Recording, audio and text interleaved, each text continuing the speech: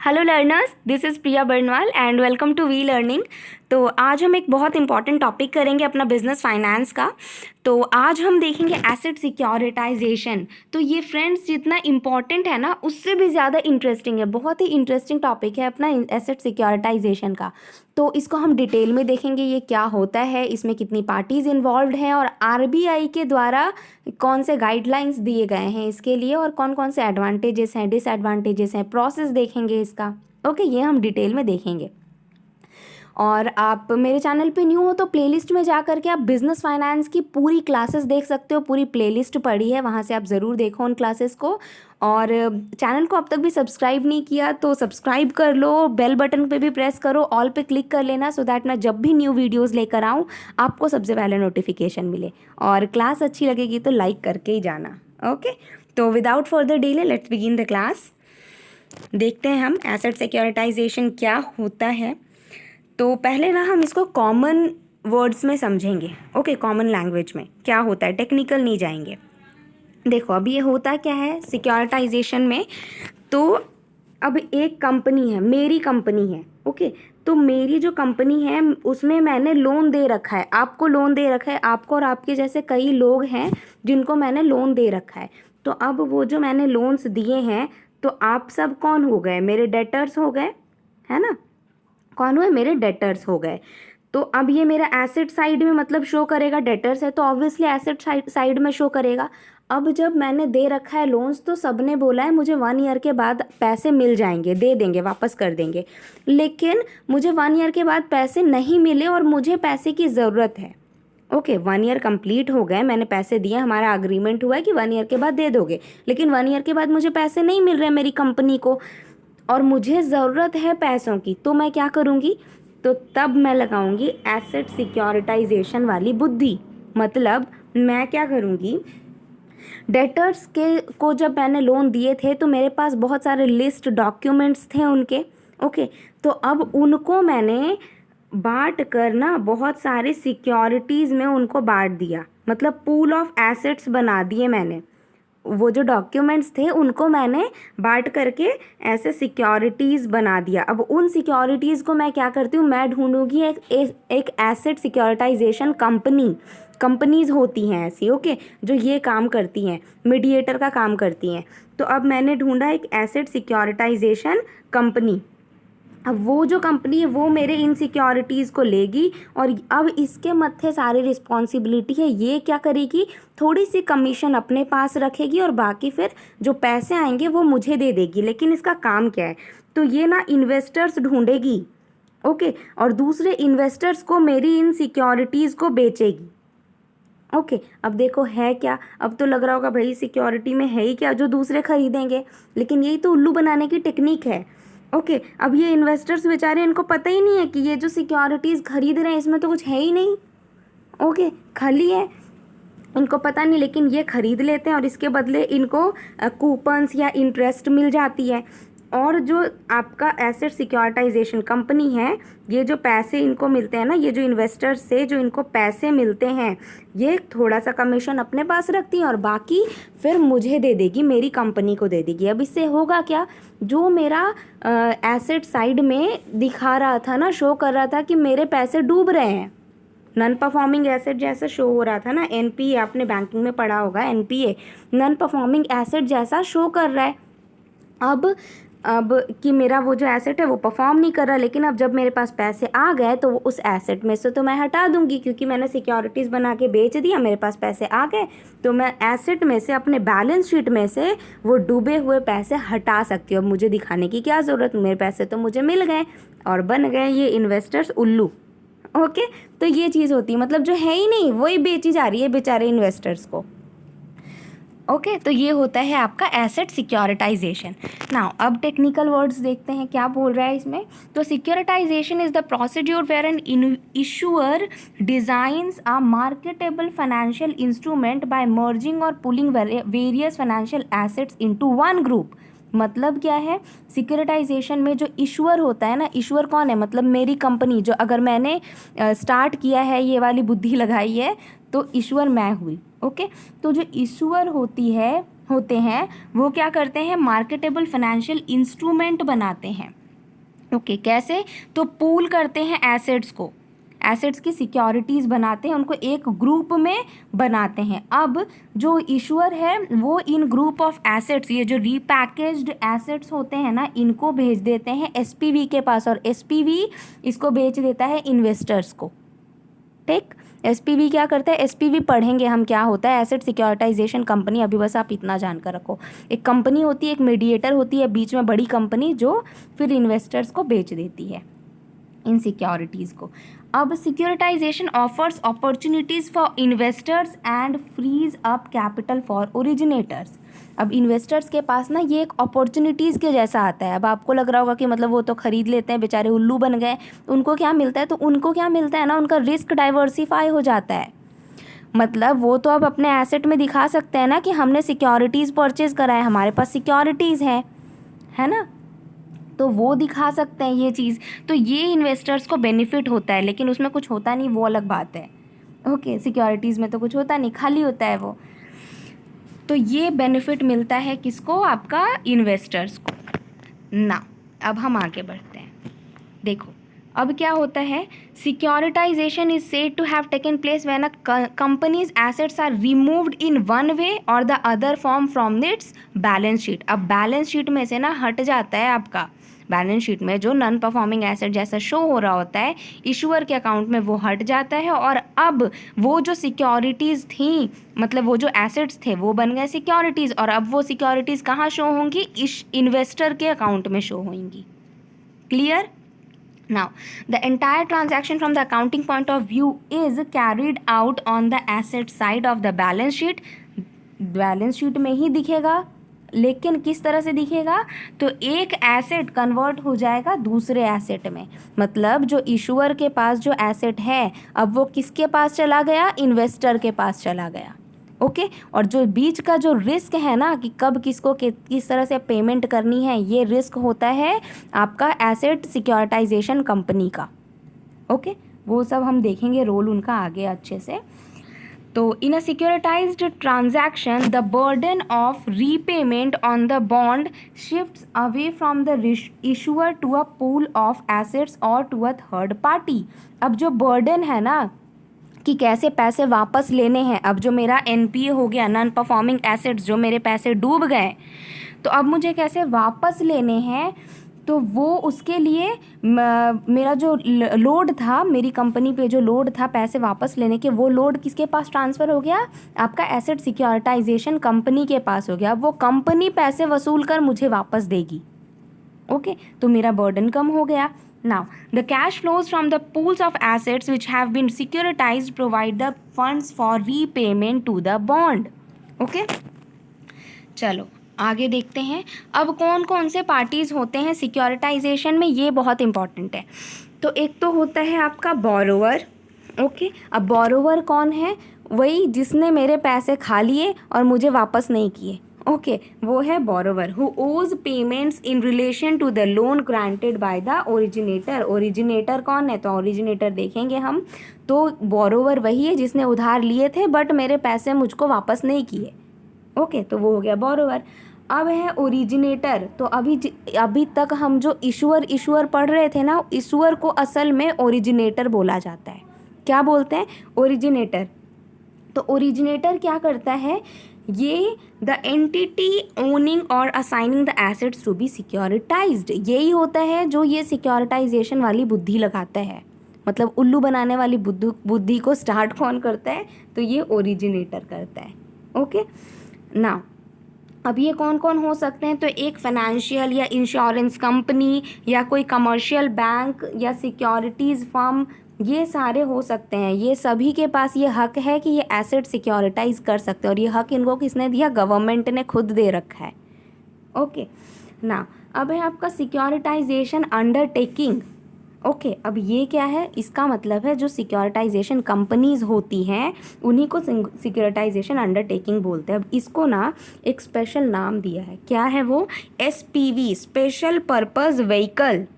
Okay, तो ये क्या करते हैं, स्पेशल पर्पस व्हीकल ये एक मीडिएटर के जैसे काम करते हैं। जो ओरिजिनेटर होता है ना, वो सिक्योरिटीज़ बनाता है, पूल ऑफ एसेट्स एक जगह पे इकट्ठे करता है और फिर वो दे देता है एसपीवी को। अब एसपीवी का बर्डन है कि वो कैसे इन्वेस्टर्स को जुगाड़ेगा और इन्वेस्टर्स को सिक्योरिटीज़ बेचेगा और बेच करके जो कमीशन थोड़ा बहुत अपने पास रखेगा और बाकी पैसे किसको देगा, आपका ओरिजिनेटर को दे देगा। ओके, तो ये होता है आपका एसपीवी, स्पेशल पर्पस व्हीकल।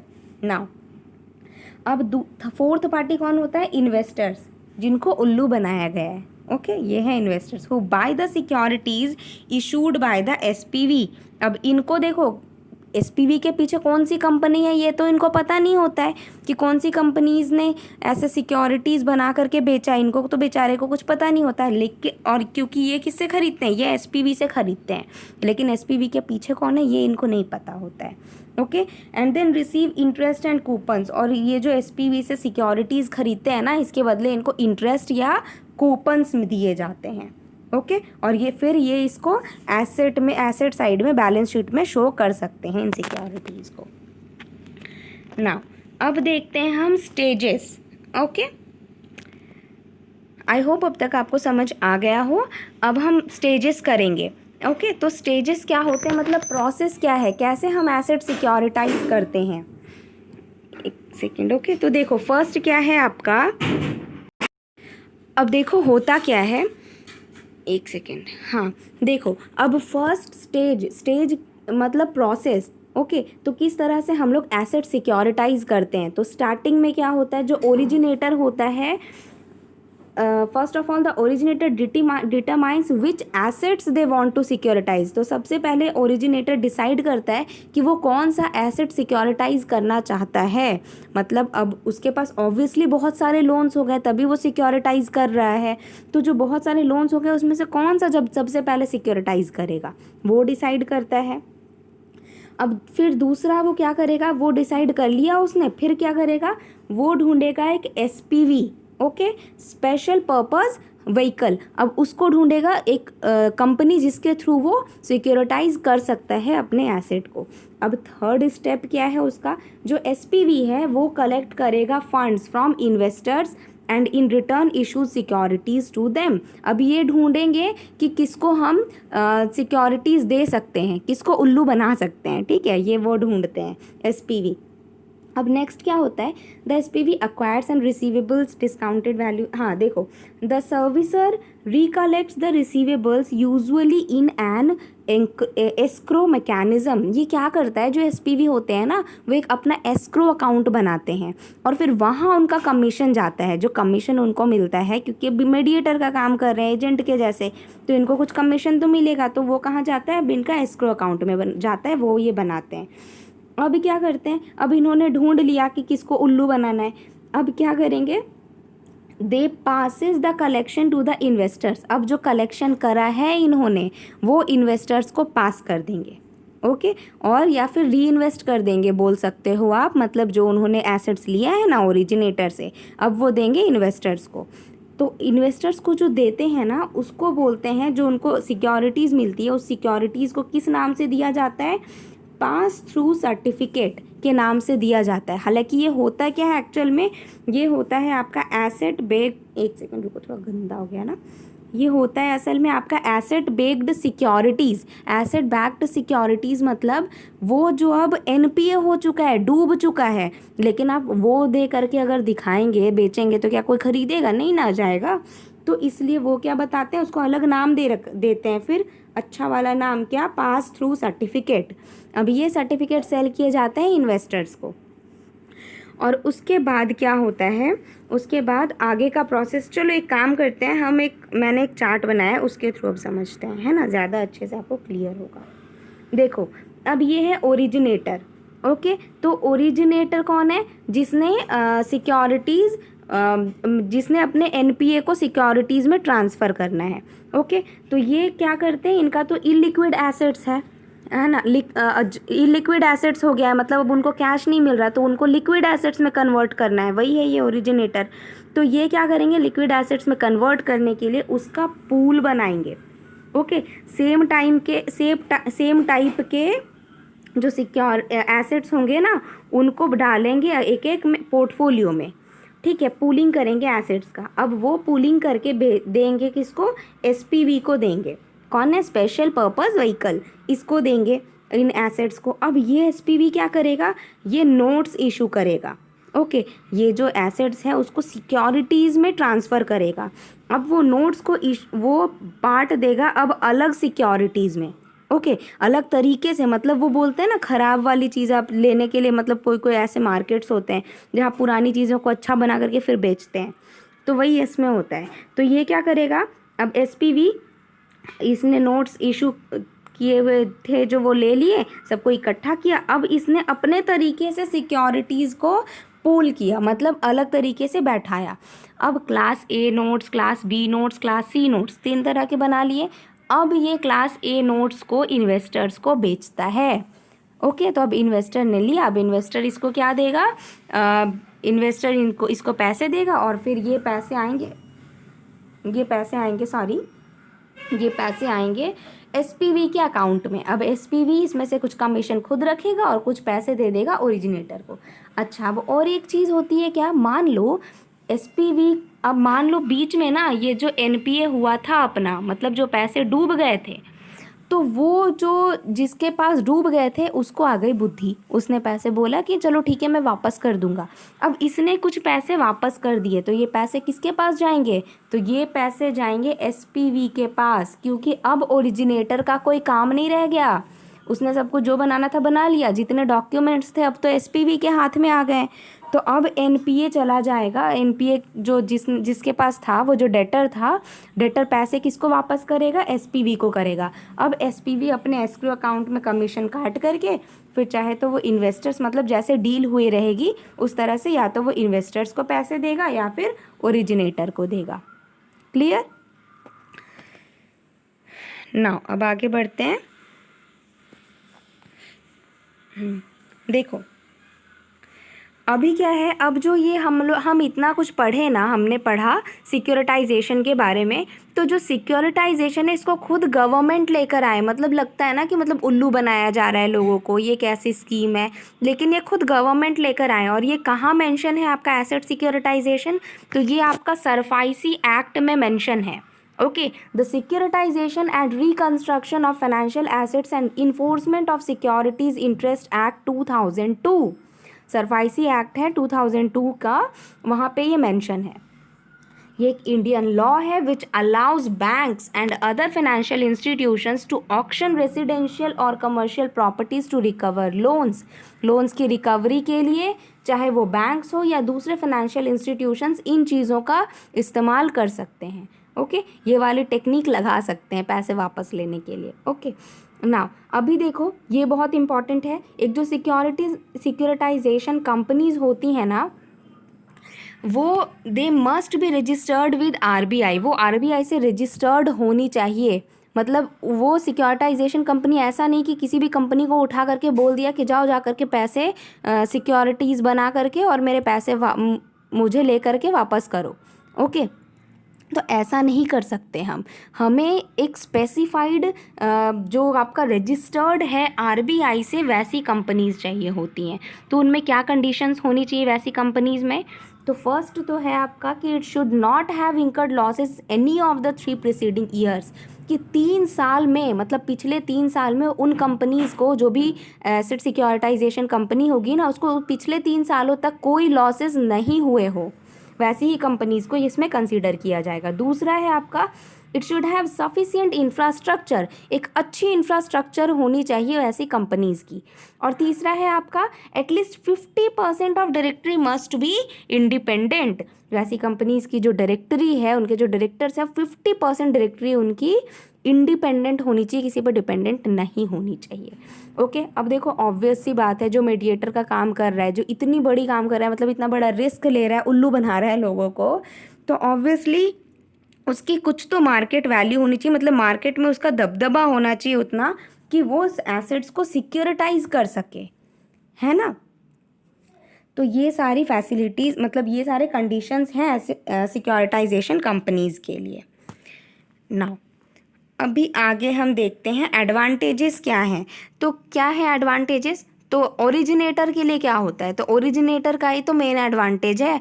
तो क्या है, ओरिजिनेटर के बैलेंस शीट में से ये एनपीए जैसे जो शो हो रहा है नॉन परफॉर्मिंग एसेट, वो अब एसेट साइड से हट जाता है। ओके, क्योंकि आपने तो बेच दिया है ना, आपने उसको सिक्योरिटीज़ बना के पूल ऑफ एसेट्स में बेच दिया एसपीवी को, बड़ी कंपनी को। तो अब वो आपका बैलेंस शीट से हट गया, तो ये बेनिफिट हो गया। अब बैलेंस शीट से हटेगा तो क्या होगा, क्रेडिट रेटिंग अच्छी हो जाएगी कंपनीज की, सॉरी उस कंपनी की, वो एक पर्टिकुलर कंपनी ओरिजिनेटर जो है उसकी क्रेडिट रेटिंग अच्छी हो जाएगी, है ना। नाउ अब है इन्वेस्टर्स, जो इन्वेस्टर्स हैं उनके लिए क्या बेनिफिट है, तो अल्टीमेटली बेनिफिट उनका भी है, क्या है कि वो डाइवर्सिफाई होता है उनका रिस्क। ओके, रिस्क डाइवर्सिफाई हो रही है उनकी, किस तरह से कि अब वो अपने बैलेंस शीट में दिखा सकते हैं कि हमने ये सारी सिक्योरिटीज़ खरीदी हैं। ओके, तो वो सिक्योरिटीज़ के तौर पर इनको शो कर सकते हैं, तो डाइवर्सिफाई हो जाता है उनका risk. Clear. Also enjoy different types of securities not present in current market. देखो अब इसमें बोला जा रहा है कि वो ऐसी सिक्योरिटीज इंजॉय करते हैं जो अभी करंट मार्केट में है ही नहीं। तो करंट मार्केट में कहाँ से होंगी, जब इसकी कोई वैल्यू ही नहीं है तो करंट मार्केट में होगी कहाँ से। तो इनको देखो ऐसी सिक्योरिटीज़ मिल जाती है, ऐसे उल्लू बनाया जाता है कि ऐसी सिक्योरिटीज़ हम आपको दे रहे हैं जो आपको कहीं नहीं मिलेंगी। ओके, तो ये होता है आपका फॉर इन्वेस्टर्स, ये वाला एडवांटेज भी है इनको, जो एक्चुअली इनके लिए एडवांटेज है, इनके लिए तो है ही, और ओरिजिनेटर के लिए भी एडवांटेज है क्योंकि वो तो मज़े में उल्लू बना रहे हैं अच्छे से। अब एसपीवी को क्या एडवांटेज है, तो इसको ना कमीशन मिलता है दोनों ही साइड से, मतलब इसको इसके भी मज़े हैं एसपीवी के भी, इसको दोनों ही साइड से आपको कमीशन मिल रहा होता है। इन्वेस्टर्स की तरफ से भी जो मिलता है वो भी रख लेते हैं, और अगर बीच में एनपीए से मिल गया तो वो भी रख लेते हैं, और ऑब्वियसली जो कंपनीज़ हैं, जो ओरिजिनेटर है वो भी इनको पैसे देती हैं, कमीशन तो उनसे भी काटते हैं ये। तो एसपीवी को तो होता ही है फ़ायदा। ओके, चलो अब देखो डिसएडवांटेजेस क्या हैं, तो डिसएडवांटेजेस भी काफ़ी हैं आपके। क्या है, एक तो रिस्की फॉर लेंडर्स, ये लेंडर्स के लिए बहुत रिस्की है, ऑब्वियसली रिस्की तो है ही लेंडर्स के लिए। ठीक है, ये पूरा पढ़ के समझ आ ही गया है। अब difficult to assess the risk factor in securities में क्या रिस्क फैक्टर्स हुए हैं उनको असेस करना मुश्किल है ना, क्योंकि इनको तो जो आपके इन्वेस्टर्स होते हैं उनको तो लगता है कि एसपीवी से इन्होंने ख़रीदा है सिक्योरिटीज़ को, बट असल में वो सिक्योरिटीज़ किन की होती है, ओरिजिनेटर की होती है, वो भी कैसी सिक्योरिटीज़ जो एनपीए हो चुकी हैं, एनपीए के लिस्ट में जा चुकी है, मतलब नॉन परफॉर्मिंग एसेट के लिस्ट में। तो अब कितने रिस्क है ये असेस करना मुश्किल हो जाता है, किसके लिए, एसपीवी प्लस आपका इन्वेस्टर, दोनों के लिए ही रिस्क को मेज़र करना मुश्किल हो जाता है। तो ये एक बड़ा डिसएडवांटेज है। ओके, तो आई होप आपको क्लास अच्छी लगी हो। आज की क्लास यहीं ख़त्म करते हैं, मिलेंगे नेक्स्ट क्लास में और नई वीडियो के साथ। और देखो आप इन क्लासेस की पीडीएफ आपको मिल जाएंगी मेरी टेलीग्राम चैनल पे, और इंस्टाग्राम और फेसबुक पे आप मुझे फॉलो कर सकते हो। इंस्टाग्राम पे बर्नवाल 012 एंड फेसबुक पेज है मेरा वी लर्निंग, वहाँ से आप मुझे फॉलो कर सकते हो। और टेलीग्राम पे ज़रूर ज्वाइन करो, क्योंकि यहाँ आपको ना सिर्फ पीडीएफ और नोट्स मिलेंगे, बल्कि यहाँ अपना ऑडियो लेक्चर्स चल रहा है, और मैं यहाँ आपको क्विज़ेस भी करवा रही हूँ। ओके, तो इन सब के लिए आप टेलीग्राम चैनल ज़रूर ज्वाइन करो। और क्लास अच्छी लगी हो तो प्लीज़ लाइक करके जाना, और ज़्यादा से ज़्यादा शेयर करो अपने फ्रेंड्स के साथ, सो दैट वो भी इन फ्री क्लासेस का बेनिफिट ले सकें। और चैनल को अब तक भी सब्सक्राइब नहीं किया तो जल्दी से सब्सक्राइब कर लो, और कमेंट करके बताना आपको क्लास कैसी लगी। Okay, so that's all for today's class. मिलते हैं नेक्स्ट क्लास में नई वीडियो के साथ। Thank you, keep learning.